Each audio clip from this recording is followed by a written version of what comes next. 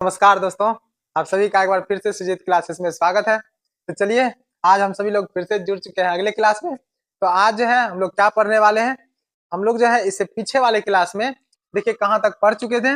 इससे पीछे वाले क्लास में जो कि क्लास 10 चैप्टर 3 का हम लोग तैयारी कर रहे थे, मतलब पढ़ाई कर रहे थे। और उसमें प्रश्नावली 3.3 का जो है क्वेश्चन नंबर 1 और क्वेश्चन नंबर 2 बना चुके थे। तो आज जो है हम लोग क्वेश्चन नंबर 3 को हल करेंगे, ठीक ना। अब देखिए क्वेश्चन नंबर 3 में जो है 6 पार्ट है सर, 6 भाग दिया हुआ है। उसमें से हम लोग अभी करेंगे, इसके बाद वाला कुछ भाग करेंगे, उसके बाद कुछ भाग को हम लोग अगले दिन करेंगे। तो चलिए देखिए क्वेश्चन क्या कहता है, क्वेश्चन को पढ़ेंगे, उसके बाद फिर इसको हल करेंगे। तो क्वेश्चन देखिए पढ़ते हैं। क्वेश्चन कहाँ है सर, ये तीसरा का पहला पार्ट है, ठीक ना, मतलब पहला भाग है। अब इसके बाद वाला में फिर अगला, ये लैंग्वेज बेस्ड क्वेश्चन है थोड़ा सा, तो आपको थोड़ा सा समझने में थोड़ा सा जो है इसको पहले से समीकरण में बनाना पड़ता है, उसके बाद आप इसको हल करते हैं।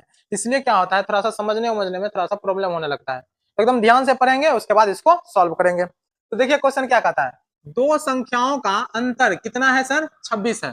दो संख्या है, उसका अंतर कितना है, 26 है। और एक संख्या दूसरी संख्या की 3 गुनी है, उन्हें ज्ञात करें। दो संख्याओं का अंतर कितना है, 26 है। तो दो संख्याओं का अंतर कितना है, 26। हमें नहीं पता सर कौन सी वह संख्या है, तो सॉल्यूशन की ओर बढ़ते हैं सर। इसका सॉल्यूशन कैसे करेंगे सर हम सब, तो पहले मानेंगे, माना कि पहली संख्या x, पहली संख्या क्या है x, तथा दूसरी संख्या y है, तथा दूसरी संख्या y है। अब इसको ऐसे भी मान सकते हैं सर कि माना कि दो संख्या x और y है, माना कि दो संख्या x और क्या है, y है। तो मान लिए। अब इसका सॉल्यूशन कैसे करेंगे, तो क्या कहा है सर, एक संख्या तो हम लोग माने हैं x और एक संख्या क्या माने हैं, y, है ना। अब बोला है कि इसका जो है आप अंतर, अंतर देखिए कितना बोला है, अंतर कितना है, 26 है। तो अंतर माने क्या होता है जानते हैं, घटाओ। अंतर माने क्या होता है सर, घटाओ। अंतर माने घटाओ, गुणनफल माने गुना, योगफल माने जोड़। तो अंतर माने क्या हो जाता है, घटा, बराबर कितना है, 26। समीकरण 1। अब दूसरा देखिए क्या कहा, एक संख्या दूसरी संख्या की, एक संख्या दूसरी संख्या की कितनी गुनी है, 3 गुनी है। तो मान के चलिए कि एक संख्या x है बराबर एक संख्या y है। एक संख्या दूसरी संख्या की 3 गुनी है, किसकी 3 गुनी, किसी का भी कर दीजिए, दूसरी का 3 गुनी कर दिए। ये समीकरण दूसरा हो गया, काम खत्म। समीकरण 1, समीकरण 2। अब प्रतिस्थापन विधि से हल करना है हम सबको, क्योंकि प्रश्नावली 3.3 जो है प्रतिस्थापन विधि है। तो इसलिए देखिए यहाँ पे ऑलरेडी दूसरा समीकरण तो x बराबर 3 लिखा हुआ ही है, तो सीधा मान रख दीजिए। x का मान, x का मान समीकरण 1 में रखने पर, x का मान समीकरण 1 में रखने पर, 1 में रखने पर, तो एक देखिए क्या है, x माइनस वाई बराबर 26। तो x माइनस वाई बराबर 26, तो x बराबर कितना है sir, 3y, 3y minus Y बराबर 26। तो 3 में से 3y में से 1 y गया, तो कितना बचा सर, 2y बराबर 26। 2 को उधर कर लीजिए, y बराबर 26/2, 13 दूना 26। तो y का बराबर कितना आ गया सर, 13। y का मान कितना आ गया, 13। अब y का मान समीकरण 2 में रख दीजिए, तो लिख देंगे y का मान समीकरण 2 में रखने पर, समीकरण 2 में रखने पर, तो समीकरण 2 में रख दीजिए, रखने पर। तो x बराबर देखिए, x बराबर क्या है, समीकरण 2, x बराबर 3y, तो x बराबर 3y, x बराबर 3y रख दीजिए। तो x बराबर देखिए क्या हो जाएगा सर, 3 गुना 13। तो 3 गुना क्या कर देंगे, 3 गुना 13, तो x बराबर क्या हो जाएगा, 13 तिया 39। x का मान कितना आएगा, 39। तो x बराबर 39, y बराबर 13, x बराबर 39 और y बराबर 13। अब जानते हैं सर, इसको आप अंदाजे से वैसे भी चेक कर सकते हैं। कैसे चेक कर सकते हैं, थोड़ा सा देख लीजिए। देखिए अगर आपको मान के चलिए वैसे पता करना है, प्रूव करना है कि भैया सही है कि गलत है, तो कैसे चेक कर सकते हैं। तो x के जगह पे जो आया है ना और y के जगह पे आया, जैसे यहाँ देखिए x माइनस वाई बराबर 26 था ना, तो x के जगह पे 39 आया, 39, y के जगह पर 13 आया, तो माइनस कर दीजिए 13, बराबर चेक कीजिए 26 आता है कि नहीं। 9 में से 3 गया तो 6 बचा, और 3 में से 1 गया तो 2 बचा, मतलब 26 आ गया, बात खत्म। x बराबर देखिए 39 है, तो 39 इधर रखिए, बराबर देखिए 3 है, गुना 13 कीजिए, 13 तिया 39, बात बराबर। इसका मतलब सही है। तो समझ गए, आई होप समझ गए आप लोग, बढ़िया से, एकदम बढ़िया से समझ गए सर। समझे कि नहीं समझे सर, समझ गए सर। चलिए सर, अब बढ़ते हैं हम लोग क्वेश्चन नंबर 3 का पार्ट 2 की ओर। तो समझ गए हैं, आराम से इसको छाप लीजिए बढ़िया से। अब इसके बाद नंबर 2 देखिए क्या कहता है, क्वेश्चन नंबर 2, दो संपूरक कोणों में बड़ा कोण छोटे कोण से 18 डिग्री अधिक है, उन्हें ज्ञात कीजिए। हम सभी लोग सर इतना जानते हैं कि दो कोण संपूरक कोणों का योग जो है, दो संपूरक कोणों का योग कितना होता है सर 180 डिग्री, और दो पूरक कोणों का योग, दो पूरक कोणों का, जैसे कोण ए है मान के चलिए और कोण बी है, तो पूरक कोणों का योग होता है 90 डिग्री। ये पूरक कोण होता है सर, ये कोण होता है संपूरक कोण। ये सॉल्यूशन नहीं कर रहे हैं, ये वैसे आपको बता रहे हैं। क्यों बता रहे हैं सर? इसमें सर हम लोगों का जरूरत है, ठीक ना, हम लोगों को इसका जरूरत है, इसलिए थोड़ा सा बता दिए। अब चलिए क्वेश्चन का सॉल्यूशन करते हैं। तो क्वेश्चन में देखिए क्या कहा है सर, तो हम लोग पढ़ लिए कि दो संपूरक कोणों में बड़ा कोण छोटे कोण से 18 डिग्री अधिक है। तो मान लीजिए सॉल्यूशन की ओर बढ़ते हैं, और सॉल्यूशन में हम लोग क्या करेंगे, सबसे पहले मानेंगे, माना कि बड़ा कोण x डिग्री है, माना कि बड़ा कोण x डिग्री तथा छोटा कोण y डिग्री है, ठीक ना। आप इसको ऐसे भी मान सकते हैं, माना दो संपूरक कोणों का, दो संपूरक कोण x डिग्री और y डिग्री है, ठीक ना, ऐसे भी मान सकते हैं, इसमें कोई दिक्कत नहीं है। तो मान लिया एक बड़ा कोण x डिग्री और छोटा कोण कितना y डिग्री, तो x डिग्री मतलब ये आप देखिए सभी डिग्री में ही है, तब x और y में लिख रहे हैं, सब जगह डिग्री नहीं लगाएंगे, y x बराबर y। अब कितना है, बड़ा कोण जो है, बड़ा कोण छोटे कोण से, तो छोटा माने y को, 18 डिग्री क्या है अधिक, 18 अधिक कर दीजिए, समीकरण 1 हो गया, काम खत्म। दूसरा देखिए, दूसरा इसमें पता ही नहीं चल रहा है सर कि दूसरा समीकरण कैसे बनाए, किसको ले दूसरा समीकरण, तो कैसे बनाएंगे सर हम सभी लोग, तो कैसे बनाएंगे, देखिए इस पे यहाँ एक चीज लिखा हुआ है कि दो संपूरक कोणों में, तो दो संपूरक कोण है, तो संपूरक कोण अभी तुरंत बोले कि दो संपूरक कोण मिलके कितना बनेगा सर 180 डिग्री, माने x प्लस y बराबर कितना होगा 180 डिग्री, तो समीकरण 2। समझे कि नहीं समझे सर, ये आपको थोड़ा सा दिमाग लगाना पड़ेगा, ठीक है ना। x बराबर ऑलरेडी देखिए हम सभी लोग इसको किस विधि से बनाएंगे, प्रतिस्थापन विधि, तो x बराबर ऑलरेडी क्या है y प्लस 18, मतलब 18 प्लस y कर दीजिए, इसमें कोई दिक्कत नहीं है। तो मान रख देते हैं सीधा डायरेक्ट दूसरा समीकरण में, x का मान समीकरण 2 में रखने पर, x का मान समीकरण 2 में रखने पर, x का मान समीकरण 2 में रखने पर, तो समीकरण 2 देखिए ये है, तो यहाँ से x बराबर y रख लीजिए, x प्लस वाई बराबर 180, तो x का मान क्या है सर 18 प्लस y प्लस 18 या y प्लस 18 या बराबर 180, यहाँ देखिए y को 2y कर देंगे बराबर 180, अब माइनस 18 हो जाएगा बराबर 2y बराबर 180, 10 में 60 गया तो 2, यहाँ पे देखिए 8 में से 1 गया तो 8 में 10 में 60 गया 7, 7 में से 1 गया तो 6, यहाँ पे बचा 1, तो y बराबर देखिए 162/2 करेंगे तो 8 दूना 16, 8 एकम, y बराबर 81, y का मान कितना आ गया सर 81।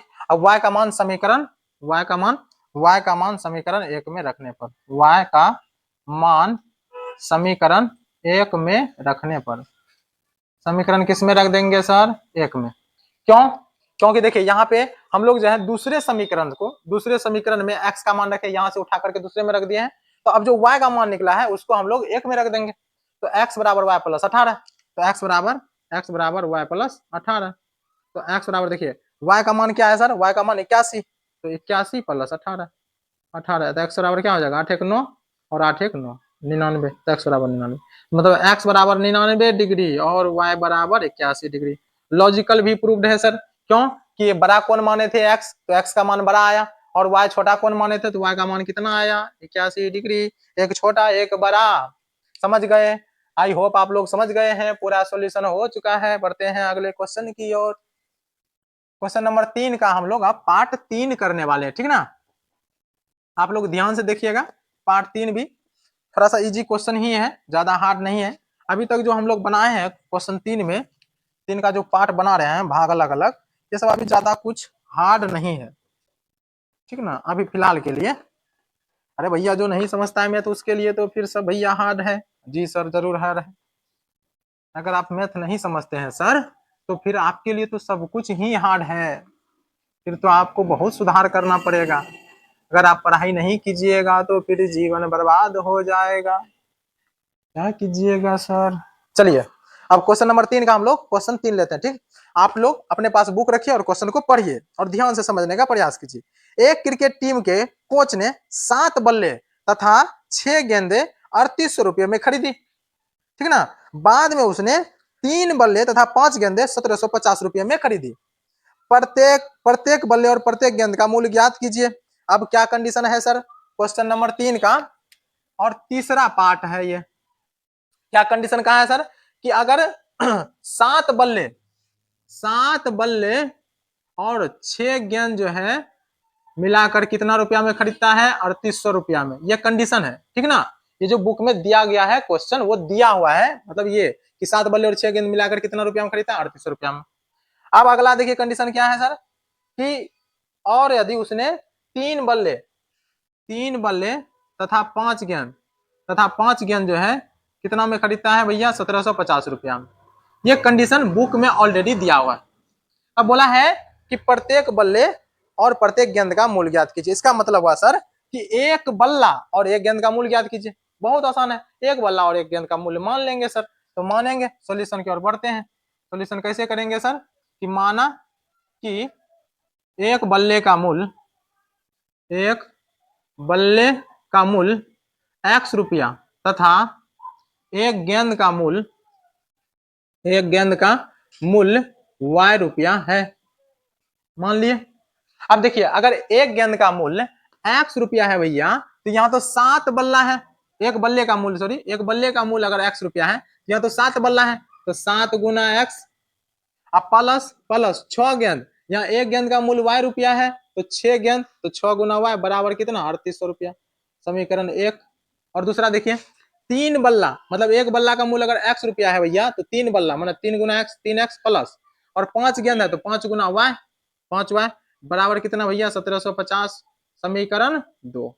समझे कि नहीं समझे? समीकरण कैसे आया सर? तो एकदम बड़ा आसान है सर। दोनों में कौन आसान लग रहा है? थोड़ा सा दूसरा आसान लग रहा है, हालांकि इजी तो दोनों में से कोनो नहीं है, लेकिन थोड़ा सा दूसरा आसान लग रहा है। तो चलिए निकाल लेते हैं एक्स का वैल्यू। तो 3x प्लस 5y बराबर 1750, और 3x बराबर 1750 माइनस 5y, x बराबर क्या? 1750 माइनस 5y। ये क्या कर रहे हैं सर? कितना कोई समझ नहीं आ रहा है सर? ये सर हम लोग प्रतिस्थापन विधि से हल कर रहे हैं, और प्रतिस्थापन विधि में हम लोग पहले क्या करते हैं? पहले x का वैल्यू निकालते हैं, फिर x का मान हम लोग समीकरण दूसरे में रख देते हैं। तो अब ये दूसरा से निकालें, पहले में रख दीजिए। तो लिखेंगे x का मान समीकरण 1 में रखने पर, तो समीकरण 1 में रख देते हैं सर। 7x प्लस 6y बराबर कितना है सर? 3800 रुपया। और 7 इंटू एक्स के जगह पे देखिए 1750 माइनस 5y बटा कितना? 3 और प्लस 6y बराबर 3800 रुपया, यही ना। अब चलिए थोड़ा सा यहाँ सोल्यूशन कर लेते हैं सर इसका।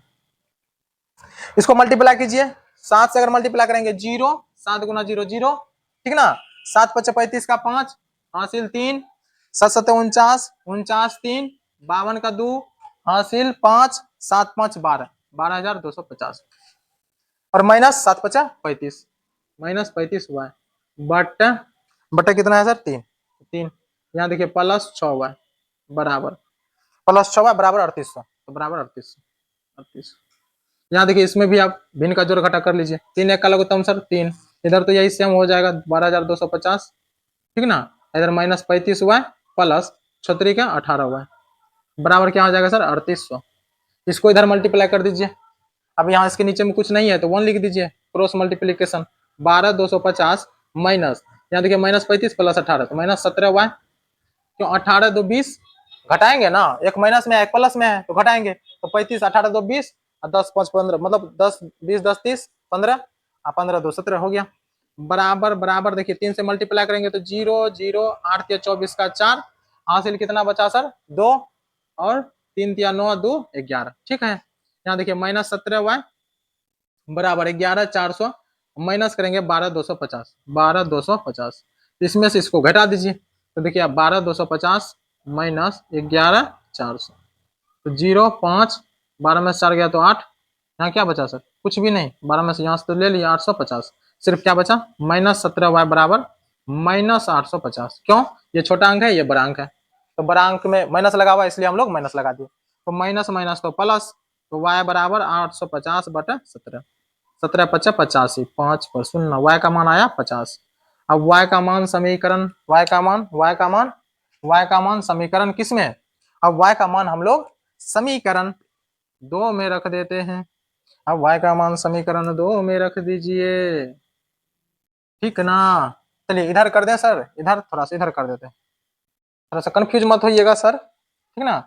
थोड़ा सा हिसाब जो है इसका कैलकुलेशन थोड़ा सा लंबा हो गया है। तो अब जो है y का मान y का मान समीकरण 2 में रखने पर, समीकरण 2 में रखने पर, समीकरण 2 देखिए क्या है, x बराबर 1750 माइनस 5y बटा 3, यही है ना। तो x बराबर 1750 माइनस 5 गुना y का मान 50 बटा 3, तो x बराबर देखिए 1750 माइनस 25 250 बटा 3, x बराबर 1500 बटा 3, 3 5 15, 500, x का मान कितना आया सर, 500 रुपया, यही ना आया। तो x बराबर देखिए सर, x बराबर आ गया 500 और y बराबर आया 50, मतलब 500 रुपया बल्ला का दाम है और 50 रुपया किसका दाम है, गेंद का दाम है। लॉजिकल भी प्रूव्ड है। ऐसा थोड़ी हो सकता है कि गेंद का दाम 500 है और बल्ला का दाम 50 रुपया, गड़बड़ नहीं हो सकता है, थोड़ा सा लॉजिक के हिसाब से भी प्रूव्ड है। तो ये रहा प्रश्न 3 का पार्ट तीसरा। आई होप आप लोग समझ चुके हैं। यहीं तक आज रहने देते हैं, अगले पार्ट को हम लोग अगले दिन करेंगे। और आप सभी को अगर वीडियो अच्छा लगता है तो लाइक करें, चैनल को सब्सक्राइब करें और अपने दोस्तों में भी शेयर करें। धन्यवाद।